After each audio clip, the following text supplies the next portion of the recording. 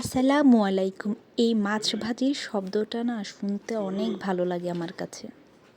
আজকের ভিডিওতে দেখাবো কিভাবে মিষ্টি কুমড়ার শাক দিয়ে বড় রুই মাছের মাথা রান্না করতে হয়।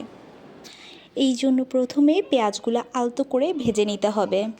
তারপর একে একে জিরা, আদা, রসুন, হলুদ, মরিচ ইত্যাদি দিয়ে নাড়াচাড়া করতে হবে। মশলাটা যত ভালো কষানো হবে তরকারির স্বাদটা কিন্তু ঠিক ততটাই ভালো হবে।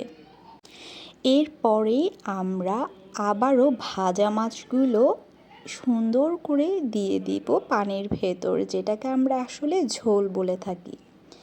তার সাথে সাথে দিয়ে দেব শাক এবং আলু, যা এই তরকারির স্বাদ বহু গুণে বাড়িয়ে দিবে। সব কিছু একবারে দিয়ে দিলে সময়টাও বাঁচবে, তরকারিটাও মজা হবে। এবার শুধু একটু নাড়াচাড়া করার পালা। দেখে নিন তো কতটা সুন্দর লাগছে তরকারিটা দেখতে। এটা তাদেরই ভালো লাগবে যারা শাক পছন্দ করে। যারা পছন্দ করে না তাদেরও কিন্তু দেখতে ভালো লাগবে। আল্লাহ হাফেজ। সাবস্ক্রাইব করবেন অবশ্যই।